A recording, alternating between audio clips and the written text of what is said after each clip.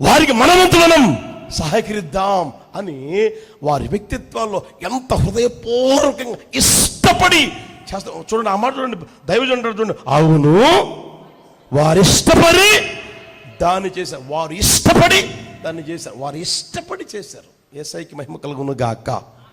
హల్లెలూయా. ఆ స్థితిలోనికి మన వ్యక్తిత్వాలు వచ్చును గాక. సంపాదిస్తా ఉన్నాను ఏం మూట కట్టుకొని తీసుకుపోతావా? కూడబెడుతున్నాను ఏం ఎంత కూడబెడతావు? దేవుడు తినేదానికి ఇస్తున్నాడు, కట్టుకునేదానికి ఇస్తున్నాడు, ఉండేదానికి ఇస్తా ఉన్నాడు, సుఖంగా బ్రతికేదానికి ఇస్తున్నాడు. సుఖ భోగాలు మనకు అవసరమా? చెప్పలేమండి. సుఖ భోగాలు మనకు అవసరమా? సుఖభోగం ప్రవర్తించినది బ్రతుకుచుండియు. చెప్పండి. బతికే ఉన్నా సేవకుడు బతికే ఉన్నా విశ్వాస బతికే ఉన్నా చచ్చిందంతా సుఖంగా ఉండమని దేవుడు చెప్పేది. దేవుడు నాకు చెప్పే సుఖంగా ఉండమనే, మీకు చెప్పే సుఖంగా ఉండమనే, సుఖ భోగాలు చేయమని కాదు. ఎప్పుడు అలవాటు పడకూడదు. మనం ఎప్పుడు అలవాటు పడకూడదు. చేతి నిండా డబ్బుండి ఎప్పుడు సుఖ భోగానికి అలవాటు పడకూడదు. సుఖంగా బ్రతకండి, సుఖంగా ఉండండి, కడుపు నిండా తినండి, ఏమండి కంటారా, నిద్రపోండి, సమయానికి శుభ్రంగా ప్రార్థన చేసుకోండి. అంత మాత్రమే కాకుండా విశ్వాస గృహమునకు చేరిన వారి ఎడల నువ్వేం చేయాలి? ఎలా విసుక్కోకుండా వెనక్కి తీయకుండా వాళ్ళు చూడండి, వాళ్ళెవరు వీళ్ళెవరు తెలియదు అసలు. వాళ్ళు ఇష్టపడి చేశారండి. అట్టి కృప మనందరి మీద ప్రభు కుమ్మరించును గాక. మనందరికీ ప్రభు దయచేయును గాక. ఇష్టపడి చేయండి. హల్లెలూయా. మీకు చాలాసార్లు చెప్తాను ఉన్నా, ప్రభు మరి ఎందుకో ఇప్పుడు కూడా తెలియజేస్తా ఉన్నాడు. 10 రూపాయలు సంపాదించారా, ఓ పావలా ఎవరికైనా సహాయం చేయి. ఎంతమంది లేరు? బేదలు లేరా? దేశము అన్న తర్వాత బేదలు ఉండక మానరు. బేదలకు ఇచ్చేవాడు యెహోవాకు ఎవరికి అప్పిస్తున్నాడంట? గట్టిగా చెప్పండి. దేవునికి అప్పిస్తే దేవుడిని దగ్గర అప్పుచ్చుకుంటాడు? ఎప్పుడన్నా ఉంచుకుంటాడా? అది ఆలోచన చేయండి ఒకసారి. చేయి చాపడం నేర్చుకోండి. చెయ్యి ముడుచుకోమాకండి. ఇప్పుడు చెయ్యి ముడుచుకోమాకండి. అర్థమవుతుందా? నేను ధైర్యంగా చెప్పగలను, నాకు ఖర్చు కొనే ఖర్చు కంటే నేను అర్థమవుతుందా? నేను అప్పుడప్పుడు ఆలోచన చేస్తూ ఉన్నాను, నెలకి ఎంత ఖర్చు అవుతుంది మనకి, మా పేద దగ్గరే నెలకి ఎంత ఖర్చు అవుతుంది తెలుసారా మీకు అని. అర్థమవుతుందా? దేవుడు చూస్తా ఉన్నాను. నేను ఖర్చు పెట్టుకునే ఖర్చు కంటే మేము ఖర్చు పెట్టుకునే ఖర్చు కంటే, అర్థమవుతుందా, దేవుని కోసం ఖర్చు పెట్టడం నేను నేర్చుకున్నా. యేసయ్యకి మహిమ కలుగును గాక. హల్లెలూయా. హల్లెలూయా. మందిరానికి కానీ లేదా ఏదో చెప్తున్నాను, అప్పుడప్పుడు ఎవరైనా వస్తూ ఉంటారు, నాకు తోచింది పావలా తప్పే ఉంది. నా చేతికి ఇచ్చింది ఎవరు? అది దేవుడే కదా. దేవుడికి పోతే నా దగ్గర ఉంటుందా? చెప్పలేమండి. మీ దగ్గర ఉంటుందా? అయ్యా అని నోరు తెరిచి అడిగారు అనుకో, నోరు తెరిచి అడిగే వాళ్ళు ఉంటారు కదా, అడగనోళ్ళు ఉంటారు కదా. 10 రూపాయలు దేవుడిస్తే పావల ఎంత భాగ్యం అండి. పావల భాగ్యం ఎంత భాగ్యం అండి. పావల ఇది 10 రూపాయలు 25 పైసలు ఎంత భాగ్యం.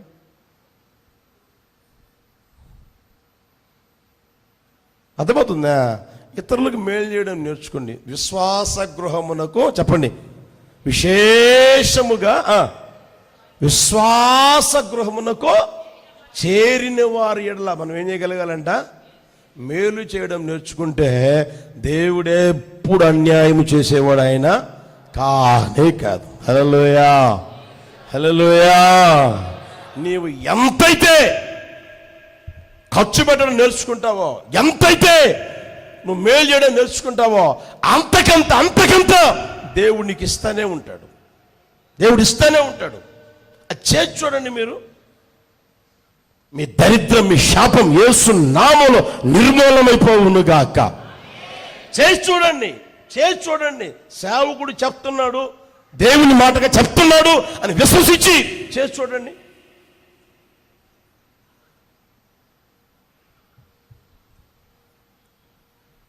ఎంతమంది శుభ్రమైన ఇల్లు లేవు, ఎంతమందికి శుభ్రమైన బట్ట లేదు, ఎంతమంది శుభ్రమైన భోజనం చేయలేకపోతా ఉన్నారు. అర్థమవుతుందా? నీకు చేతనైంది చెయ్యి, నీకు చేత కాంది కాదు, అప్పు చేయొద్దు. చేతనైంది నువ్వు చెయ్యి. విశ్వాస గృహమునకు చేరిన వారి ఎడల యేసయ్యకి మహిమ కలుగును గాక. హల్లెలూయా.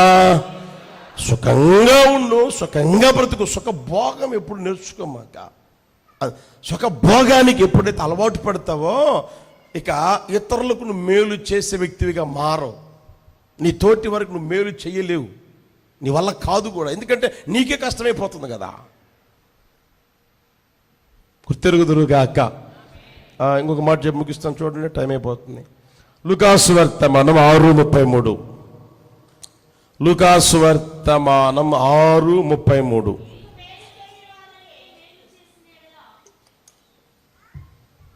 మీకు మేలు చేయు వారికే మేలు చేసిన యెడల మీకేమి మెప్పు కలుగును? పాపులను అలాగే చేతురు కదా. 35 చూడండి. మీరైతే అక్కడి నుంచి 33 నుంచి ఇంటికి వెళ్ళిన తర్వాత చదువుకోండి. 35లో అని చెప్పిన మాట ఉండదు చూడండి. మీరైతే ఎట్టి వారిని గూర్చి అయినను నిరాశ చేసుకొనక మీ శత్రువులను ప్రేమించండి, మేలు చేయండి. ఎవరికి? గట్టిగా చెప్పండి, గట్టిగా. మన శత్రువులకి మేలు చేయాలి. మొదటిదిగా మీకు చెప్పా, చెప్పండి. నీ కుటుంబానికి నువ్వు మేలు చేయగలగాలి. నీ కుటుంబం మొదట నీ కుటుంబం, తర్వాత విశ్వాస గృహమునకు చేరిన వారి ఎడల, తర్వాత చెప్పండి శత్రువుకి నువ్వు మేలు చేసే వ్యక్తివిగా మారుదువుగాక. ఇది చెప్పేదానికి ఈజీగా ఉండొచ్చు, వినేదానికి ఈజీగా ఉండొచ్చు, కానీ చేసేదానికి మాత్రం చెప్పండి చాలా కష్టమే. కష్టమైనా సరే చెయ్యలేకపోతే యేసుప్రభు మనకు చెప్పేవాడే కాదు. అర్థమవుతుందా? నేను చెయ్యలేకపోతే యేసుప్రభు నాకు చెప్పేవాడు కాదు. మీరు చెయ్యలేకపోతే యేసుప్రభు మీకు చెప్పేవాడే కాదు. బైబిల్లో ఆ మాట ఉంది. సో సహించగలిగిన దానికంటే ఎక్కువగా మిమ్మల్ని, అంటే చేయగలిగిన దానికంటే ఎక్కువగా ఆయన మిమ్మల్ని చేయమని చెప్పడం. చేయగలం. ఏది? శత్రువుకి కూడా మనం మేలు చేయగలం అనే అక్కడ రాసి పెట్టింది. లేకపోతే రాసి పెట్టేవాడు కాదు దేవుడు. శత్రువుకి మనం మేలు చేయగలగాలి. మన వ్యక్తిగత జీవితంలో చేతనైనంత వరకు శత్రువుకు కూడా మనం మేలు చేయగలగాలి. ఎవరైతే నీ శత్రువు అనుకుంటా ఉంటావో, నీకు తెలిసి ఎవరైతే శత్రువు అనుకుంటా ఉంటావో, శత్రువు వాళ్ళందరికీ మేలు చేయుదువుగాక. హల్లెలూయా, హల్లెలూయా. యేసు నామమున కృప మన మందిరములో ప్రతి ఒక్కరికి కుమ్మరించునుగాక. హల్లెలూయా. శత్రువుకి మేలు చేయి. లోకంలో ఎవరైతే శత్రువు అనుకుంటా ఉంటావో, నీ మైండ్లో పెట్టుకుని ఫిక్స్ అయిపోతావు కదా, వాడు నాకు శత్రువు, ఈమె నాకు శత్రువు, పలానాడు నాకు శత్రువు అని అనుకుంటా ఉంటావే, వాళ్ళందరికీ నువ్వు మేలు చేయి. వాళ్ళు చేయాల్సిన అవసరం లేదు, నువ్వు చేయి. అర్థమవుతుందా? వాళ్ళు చేయాల్సిన అవసరం లే.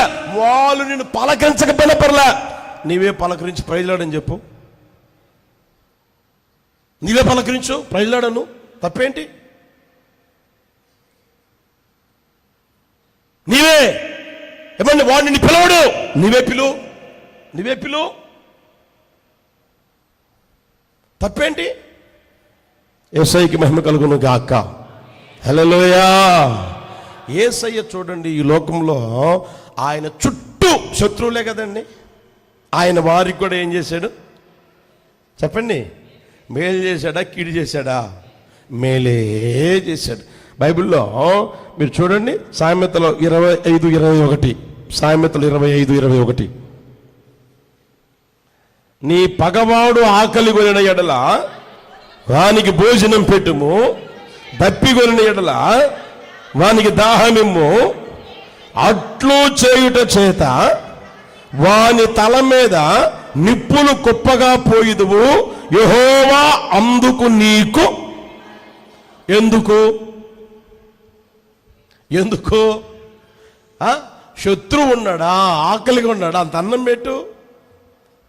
దాహంగా ఉన్నాడా, అని నీళ్ళి పోనీ. అంత అన్నం అడిగారా, ఇచ్చేయి, పెట్టాయి. అని నీళ్ళు అడిగారా, ఇచ్చేయి. నీ శత్రువు తెలుసు, అయినా సరే మేలు చేయి. యేసయ్యకి మహిమ కలుగును గాక. హల్లెలూయా. నువ్వు శత్రువు అనుకుంటున్న వారికి నువ్వు మేలు చేయగలిగిన ఆ స్థితిలోనికి రా. అప్పుడు దేవుడు ఏం తెలిసిన, ఆయన నీకు ప్రతిఫలం దయచేయును గాక. హల్లెలూయా. పగ తీర్చుట ఎవరి పని చెప్పండి? పగ తీర్చుట ఎవరి పని? అది నీ పని, నా పని కాదు. ఎవరి పని? అది మన పని కానే కాదు, ఆయన పని అది. ఆయనకి అప్పగించకుండా మనం చేస్తే ఏం ప్రయోజనం? ఆయన పని అండి, ఆయన చేయాలి. అది ఆయన పని కూడా నేను చేస్తాను, నువ్వు తీసుకుంటే ఆయన ఏం చేస్తాడు? మౌనంగా చూస్తూ ఉంటాడు. సరే చేసుకోమ్మా, చేసుకోయ్యా అని మౌనంగా చూస్తూ ఉంటాడు. ఆయన మౌనంగా ఉంటాడు, నువ్వేం చేయగలవు? అర్థమవుతుందా? అందుకని ఆయన పని ఆయన చేతుల్లో పెట్టు, నీ పని నువ్వు చేయి. అన్నం పెట్టమన్నాడా, పెట్టు. నీళ్ళు ఇమ్మన్నాడా, అప్పుడు నిప్పులు కుప్పగా పోసినాడు అవుతాయి. యెహోవా అందుకు నీకు ప్రతిఫలం ఇస్తాడు. హల్లెలూయా. ఒక మాట మీకు చూపించి ముగిస్తాను చూడండి. రాజుల 2వ పుస్తకం 6వ అధ్యాయం 22వ వచనం చూడండి. 18 నుంచి మీరు ఇంటికెళ్ళి చదువుకోండి. 18 నుంచి ఇంటికెళ్ళి చదువుకోండి. 22 చదవండి. అతడు, నీవు వీరిని కొట్టవద్దు, నీ కత్తి చేత నేను, నీ వింటి చేత నేను, నీవు చెరపట్టిన వారు నన్ను కొట్టుదువా? వారికి భోజనం పెట్టించి తిని త్రాగిన తరువాత వారు తమ యజమాని యొద్దకు వెళ్ళుదురని చెప్పెను. అతడు వారి కొరకు విస్తారమైన భోజన పదార్థం సిద్ధపరచగా వారు అన్నపానములు పుచ్చుకొని రాజు సెలవు పొంది. హల్లెలూయా. అక్కడ శత్రువులు వీళ్ళ మీదకి వచ్చారు. అక్కడ పాస్టర్ గారు ఉన్న ప్రవక్త ఉన్నాడు, ఎలీషా అనే ప్రవక్త ఉన్నాడు. అక్కడ ఏం ప్లాన్ చేసినా ఈ ప్రవక్త ఏం చేస్తున్నాడంటే దేశాన్ని కాపాడుతూ ఉండ వాళ్ళ ఆలోచన వీళ్ళకి తెలియజేసి, మన ఆలోచన ఎవడురా చెప్పేదని ఎవరో ఏమండి అక్కడ అనుకుంటా ఉంటే ఆ రాజు అడిగితే వాళ్ళలో ఒకడేమన్నాడు తెలిసినండి, మనలో ఎవరు లేరయ్యా వారి పక్షంగా, అక్కడ సేవకుడు ఉన్నాడయ్యా, ఆ సేవకుడే చెప్తున్నాడు అన్నట్టు. సరేరా, ఆ సేవకుని పట్టుకొచ్చేద్దాం, ఆ సేవకుని అక్కడ లేకుండా చేద్దాం, ఆ సేవకునే ఆ ప్రవక్తనే అక్కడ లేకుండా చేసేద్దాం, అతని మీదకి యుద్ధం పోదాం అని వీళ్ళు యుద్ధానికి వచ్చి ఎలీషా శిష్యుడు ఆ కొండ మీద ఉంటే ఈ కొండ చుట్టూరు వీళ్ళు ఏమన్నా పడిగాపులు కాసేశారు. ఇక ఆ సేవకుడు బయటకు వచ్చి లోపలికి పోయి, అయ్యా మనం ఇప్పుడేం చేద్దాం? ఏంట్రా ఏమైంది అంటే, శత్రువులందరూ మనం ముట్టడి వేశారు, చుట్టూడు వేసేసారయ్యా, చుట్టారయ్యా, మనం ఇప్పుడు కిందకి వెళ్ళలేము, మన వల్ల కాదు, వాళ్ళు చంపేస్తారు అని అంటే, ప్రభు ఆయన ప్రార్థన చేశాడు, ప్రభువా వీడు చూచున్నట్లుగా వీడి కళ్ళు తెరువన్నాడు. ఆ తర్వాత అగ్ని రథాలను గమనించాడు. ఆ తర్వాత వీళ్ళందరికీ ఏమండి అంధత్వం కలుగును గాకంటే ఆ శత్రువులందరికీ అంధత్వం కలిగింది. కళ్ళు కనిపించడంలే, కళ్ళు కనపడకపోతే ఇప్పుడు అందరినీ రండి పోదాం తీసుకెళ్తానని తీసుకొని వచ్చి రాజు ఎదుట నిలబెడితే రాజు అంటాడు, వీళ్ళు మన శత్రువులు కదా, చంపేద్దామా, నరికేద్దామా, పోగులు పెట్టేద్దామా, కొట్టేద్దామా అని అంటే, వీళ్ళని చంపుతావా, వీళ్ళని ఎందుకు చంపడం, వీళ్ళని కొడతావా, వీళ్ళని ఎందుకు కొట్టడం? అమ్మాడు అక్కడ, వీరిని కొట్టవద్దు, కత్తి చేతను విండి చేతను చెరపడ్డ వారి నేను కొట్టుదువా? నువ్వేమి కొట్టవద్దు బాబు, ఏం చేయమంటావయ్యా, వారికి భోజనం పెట్టు, ఆ తర్వాత నీళ్ళే ఆ తర్వాత బట్టలే, ఆ తర్వాత పంపించేసానంటే వాళ్ళ కోసం ఏం చేశాడంట రాజు? భోజన పదార్థములను. ఏ భోజన పదార్థాలు? విస్తారమని అంటే మీ ఇంటికి బంధువులు వచ్చారు, ఏం చేసి పెడతావు అమ్మ? చెప్పండి అమ్మ, ఏం చేసి పెడతావు? మీ ఇంటికి బంధువులు వస్తే సాంబార్ అన్నం పెడతావా? పచ్చడి మెతుకులు పెడతావా? లేదా రసం అన్నం పెట్టి పంపిస్తావా? ఏం పెడతావు? నోరు తెరమండి. ఏం పెడతావు? చికెన్ బిర్యానో, మటన్ బిర్యానో, లేకపోతే ఫ్రాన్స్ కర్రీనో, లేకపోతే 10 రకాలు చేసి పెడతావు. ఇప్పుడు ఎవరికి పెడుతున్నారు వాళ్ళు? శత్రువులకి ఏం పెట్టారంట? విస్తారం అని అంటే కొంచెం ఆలోచించండి, ఒకసారి గుర్తెరగండి. నాకు కొత్తగా అనిపించింది, చాలాసార్లు చదివాను కానీ కొత్తగా అనిపించింది. విస్తారమైన శత్రువుకి. నీ ఇంటికి శత్రువు వస్తే ఎట్టుంటుంది? చూస్తావా అసలు? ముఖం చూస్తావా? ప్రైజ్లో అంటావా? అన్నా బాగున్నావా అంటావా? మరి ఏం పెట్టారంట అక్కడ? విస్తారమైన భోజన పదార్థములను సిద్ధపరచగా ఆ సిగ్గులో ఏం చేశారు చెప్పరండి? వాళ్ళేమైనా మనం వచ్చింది యుద్ధానికైతే మన కళ్ళు పోగొట్టే ఈడికి వచ్చి వాడు భోజనం పెడితే తింటానా అనుకుని పోయారా? చెప్పండి. అప్పటికే వాళ్ళు ఎప్పటి నుంచో ఆవురావురమంటా ఉన్నారు. దొరికిందిరా సొంత అనుకున్నారు, శుభ్రంగా తిన్నారు. చూడండి అక్కడ పుచ్చుకొని పొంది పోయిరి. తర్వాత జరిగింది చూడండి. అప్పటి నుండి సిరియనుల దండువారు ఇశ్రాయేలు దేశములకు వచ్చుట. ఏమైందంట అక్కడ? శత్రువులు మళ్ళీ వచ్చారా? ఒకని ప్రవర్తన యెహోవాకు ప్రీతికరమైనప్పుడు వారి శత్రువును కూడా ఏం చేస్తారంట దేవుడు? మరి నీ జీవితం నెరవేర్చడా దేవుడు? చెయ్యడా? అది అబద్ధమా? అది మనిషి చెప్పిందా దేవుడు చెప్పిందా? అది మనిషి మాట దేవుని మాట? చూడండి, మాట విని దేవుని బిడ్డలారా, కోపం ఉండొచ్చు, పగ ఉండొచ్చు, ఈర్ష్య ఉండొచ్చు, అన్ని పక్కన పెట్టేయి.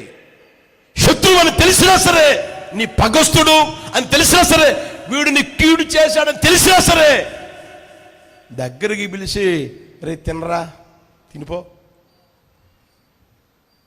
దాహంగా ఉందయ్యా తాగుపో, బట్టలు లేవయ్యా తీసుకుపో, యేసయ్యకి మహిమ కలుగును గాక. హల్లెలూయా. ఆ తర్వాత ఏం జరిగింది ఇక్కడ? ఇశ్రాయేలు దేశం మీదికి వచ్చుట మానిపోయారు. ఇక రాలా, మానేసరిక. అరే అలాంటి వాళ్ళ మీదకంటారా మనం యుద్ధానికి పోయింది? అలాంటి వాళ్ళ మీదకంటారా మన శత్రులుగా ఉన్నది? అలాంటి వాళ్ళ మీదకంటారా మనం పోవాల్సింది అని వాళ్ళకై వాళ్ళు ఆలోచన చేసుకుని బుద్ధి తెచ్చుకొని మౌనంగా ఉన్నారు. యేసయ్యకి మహిమ కలుగును గాక. కనుక మన వ్యక్తిగత జీవితంలో కూడా మనం శత్రువులకి ఏం చేయాలా? మేలు చేసే వారంగా ఉందము గాక. నీ కుటుంబానికి నువ్వు ముందు మేలు చేయి. విశ్వాస గృహమునకు చేయని వారు అందరికీ ఎడల మేలు చేయి. తర్వాత ఎవరికి చెప్పండి? శత్రువులకి మేలు చేయి. నువ్వు మేలు చేసేవారిగా ఉంటే నీ వ్యక్తిగత జీవితంలో ప్రియ దేవుని బిడ్డలారా జరిగేది అని తెలిసిన ఒక మాట చూపిస్తాను చూడండి. యోహాను సువార్తమానం 5వ అధ్యాయం 29వ వచనం. యోహాను సువార్తమానం 5:29. మేలు చేసిన వారు జీవ పునరుత్థానమునకును, కీడు చేసిన వారు అక్కడ రెండే ఉన్నాయి, మేలు కీడు. మేలు చేసిన వాళ్ళ జీవ పునరుత్థానం, కీడు చేసిన వాళ్ళేమో కీడు చేసిన వాళ్ళు ఎవరుంటారు? మారు మనసు పొందినోడు ఉంటాడు, బాప్తిసం పొందినోడు ఉంటాడు, పరిశుద్ధాత్మ చేత నింపబడిన కూడా ఉంటాడు. వీడు అన్య భాషలు మాట్లాడేవాడు కూడా ఉంటాడు, కీడు చేసినోడు. అర్థమవుతుందా? ప్రవచనాలు చెప్పేవాడు కూడా ఉంటాడు కీడు చేసిన వాళ్ళలో. కీడు చేసిన ఎక్కడికి పోతారంట? తీర్పు పునరుత్థానం. జీవ పునరుత్థానము, తీర్పు పునరుత్థానం.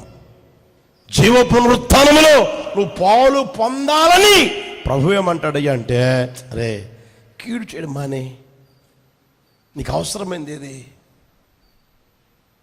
నాతో ఉండే దానికి కదా నువ్వు భక్తి చేసి నన్ను నమ్మింది ఎందుకో, నాతో ఉండేదానికి కదా. నేను ఎక్కడ ఉంటాను అక్కడ ఉంచుతాను కదా నిన్ను. ఎప్పుడు ఉంచుతావు ప్రభువా? కీడు చేయడం మానేసేయి, మాని మేలు చేయడం నేర్చుకో. ఎవరికి చేయాలయ్యా? కుటుంబానికి చేయి. నీ తోటి వారికి, విశ్వాస గృహమునకు చేరిన వారి ఎడల నువ్వు మేలు చేయి. నీ శత్రువు కూడా నీవు మేలు చేయి. అట్టి కృప ప్రభువు దయచేయునుగాక. అందరం లేచినప్పుడు ప్రార్థన చేసుకుందామా?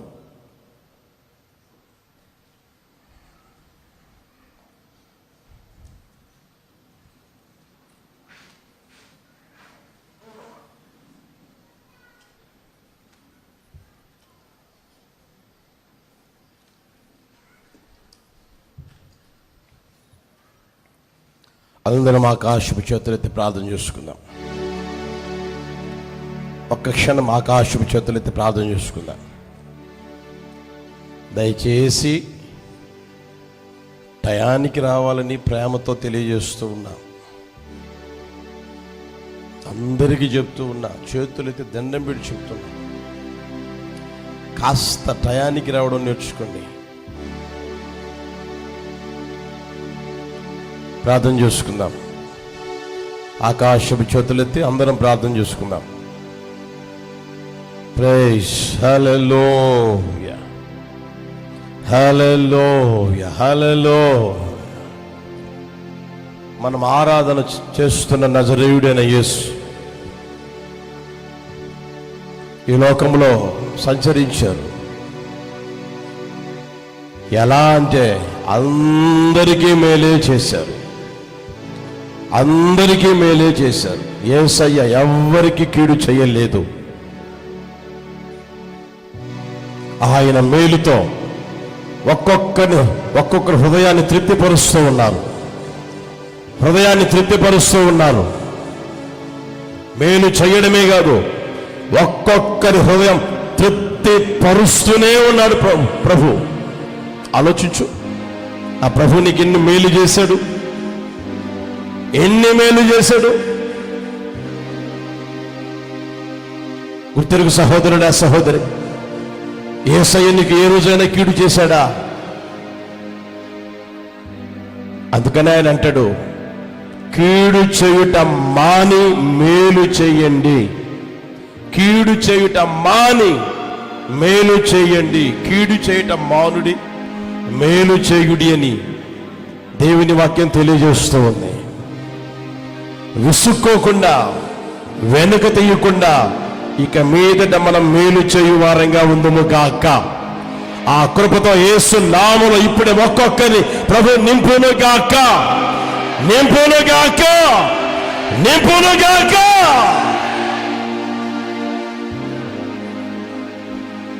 నీ కుటుంబానికి నువ్వు మేలు చేసే వ్యక్తివిగా మారుదువు గాక. నా ప్రభు మార్చునుగాక, మార్చునుగాక. విశ్వాస గృహమునకు చేరిన వారందరి ఎడల మేలు చేసే వ్యక్తివిగా మారుదువుగాక. నా ప్రభు అలాగు చేయునుగాక, చేయునుగాక.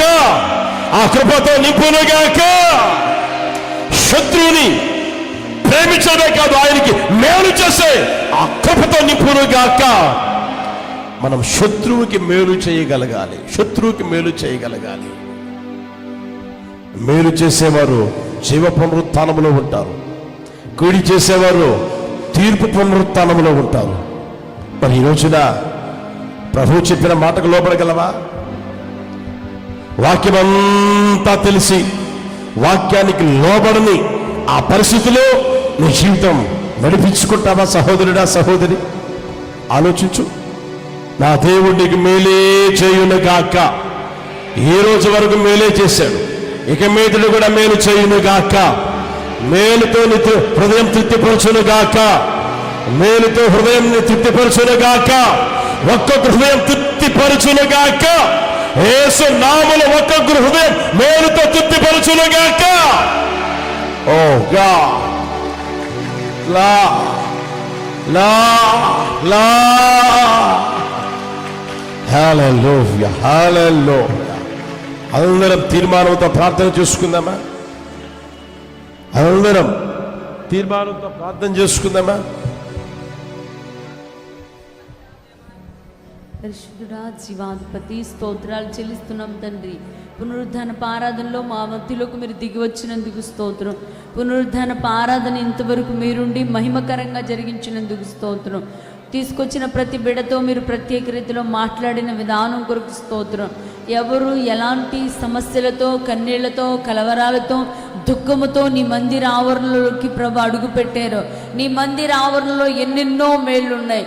మీ మందిర ఆవరణంలో అనేక ఆశీర్వాదాలు ఉన్నాయి. ప్రతి ఒక్కొక్కరి మీద మీ యొక్క ఆశీర్వాదాన్ని కుమ్మరించండి, మేలులతో తృప్తిపరచండి నాయన. కీడు చేయటం మాని మేలు చేయ నేర్చుకునే ఆ మంచి స్వభావాన్ని ప్రతి ఒక్కరికి మీరు దయచేయండి. ఎందుకంటే మీరు శరీరధారిగా ఉన్న దినాలలో అయా ఈ లోకంలో ఉన్న వారందరికీ మేలు చేయిచూ సంచరించిన దేవుడు నాయన. మేము మీ పిల్లలము గనుక మేము మిమ్మల్ని నమ్మాం అయ్యా, మిమ్మల్ని ఆరాధిస్తున్నాం, మిమ్మల్ని స్తుతిస్తున్నాం, మిమ్మల్ని సేవిస్తున్నాం, మిమ్మల్ని ఘనపరుస్తూ మీ బిడలుగా మార్చబడి మీ సన్నిధిలో నడిపించబడుతున్నా అయ్యా. ఇక్కడ చేరిన ప్రతి ఒక్కొక్కరి జీవితాల్లో కూడా కీడు చేయటం మాని మేలు చేసే మంచి స్వభావాన్ని ధరించుకునేటటువంటి కృపను అనుగ్రహించండి అయ్యా. ఎవరికి మేలు చేయాలో మీరు మాట్లాడుతూ వచ్చారు అయ్యా. సొంత ఇంటి వారి కొరకు, కుటుంబంలో మేలు చేయాలని, తల్లిదండ్రులను సన్మానించాలని, వాళ్ళకు ప్రత్యుపకారం చేయాలని, మేలు చేయాలని మాట్లాడుతూ వచ్చారయ్యా. ప్రతి బిడ ప్రభా ఇంటి వారికి మేలు చేయించు, వాళ్ళ కుటుంబానికి మేలు చేయించు నడిపించబడాలి. ఒకరికి ఒకరు అన్యాయం చేసుకుంటూ, ఒకరికొకరు కీడు చేసుకుంటూ నడిపించబడకుండా నిశ్చయముగా మేలు చేసే మంచి స్వభావముతో నింపబడినట్లుగా ప్రతి ఒక్కరికి కృపను అనుగ్రహించండి. సహాయం చేయండి. ఉన్నతమైన క్షేమాన్ని మా బిడ్డలకు మీరు అనుగ్రహించండి నాయన. మందిరానికి వస్తున్న ప్రతి ఒక్కరి విషయంలో నాయన ఒకరికొకరు మేలు చేసుకునేటటువంటి ఉన్నతమైన కృపను అనుగ్రహించమని, క్షేమాన్ని కలుగు చేయమని వేడుకుంటున్నాం ప్రభా. మందిరానికి వచ్చినప్పుడు కూడా ప్రతి ఒక్కరి ప్రవర్తన ప్రీతికరముగా, పరిశుద్ధముగా ఉండాలయ్యా. ఒకరినొకరు హెచ్చరించుకుంటూ, బుద్ధి చెప్పుకుంటూ, సత్కార్యాలు చేయడానికి, ప్రేమ చూపుకోవడానికి ఒకరినొకరు పురుకొల్పుకోవాలి. కానీ అయ్యా ఎవరు ఒకరికొకరు కీడు చేసుకోకుండా అయ్యా విశ్వాస గృహము ఎడల అందరి ఎడల మేలు చేసే మంచి మనసును దయచేయమని వేడుకుంటున్నాం తండ్రి. ఉన్నతమైన క్షేమాన్ని కలుగు చేయండి. గాయు సంఘం అంతటికి ఆతిథ్యం ఇచ్చేవాడు, గాయు సంఘం అంతటిని ప్రేమించి అయ్యా వాళ్ళలో ప్రభా ఆత్మీయతను ఎంతో కోరుకునే వ్యక్తి తండ్రి. అందరికీ మేలు చేస్తూ నడిపించబడ్డాడయ్యా. అలాంటి సత్కార్యాలు చేసే ఉన్నతమైన కృప ప్రతి బిడ్డకు మీరు దయచేయమని వేడుకుంటాం తండ్రి. పేదరికంలో ఉన్న పరిశుద్ధతను కాపాడుకునే మంచి స్వభావం దయచేయండి. అపవిత్రత వైపుకు చోటు ఇవ్వకూడదయ్యా. భార్యాభర్తలకు ఒకరికొకరు కీడు చేసుకోకూడదు. మందిరానికి వచ్చేవారు ఒకరికొకరు కీడు చేసుకోకూడదు. ఒకరికంటే ఒకరు యోగ్యులుగా, గనులుగా అయ్యా సమాధానము కలిగి సంతోషముగా పరిశుద్ధతని వాంఛిస్తూ సాగిపోయే కృపను దయచేయమని వేడుకుంటున్నాం. మేలుతో తృప్తిపరిచి ఆశీర్వాదాలతో నింపమని వేడుకుంటున్నాం తండ్రి. కృప చూపండి అయ్యా.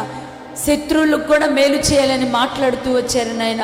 ఎలీషా రోజుల్లో ప్రభా శత్రువులు దండెత్తి వచ్చినప్పటికీ వాళ్ళకి ప్రభా భోజనం పెట్టించి తిరిగి పంపించి వేశారు అయ్యా. శత్రువులను ప్రేమించే మంచి మనసు, అలాంటి స్వభావాన్ని ప్రతి బిడ్డకు దయచేయండి తండ్రి. సఖ్యమైతే అందరితో సమాధానం కలిగి వాళ్ళని ప్రేమించే ఉన్నతమైన కృప, మేలు చేసే మనసు ప్రతి ఒక్కరికి మీరు దయచేయండి. మేలు చేసినప్పుడు మేము జీవ పునరుద్ధానానికి వెళ్తామని అయ్యా. ఒకవేళ కీడు చేస్తే తీర్పులోనికి వస్తాం కనుక ఆ తీర్పులోనికి ఎవరు వెళ్లకుండా అయ్యా మరణంలో నుండి జీవంలోనికి దాటి నిశ్చయముగా ప్రభా జీవ పునరుద్ధానాన్ని పొందుకునే ఉన్నత కృప ప్రతి బిడ్డకు దయచేయండి.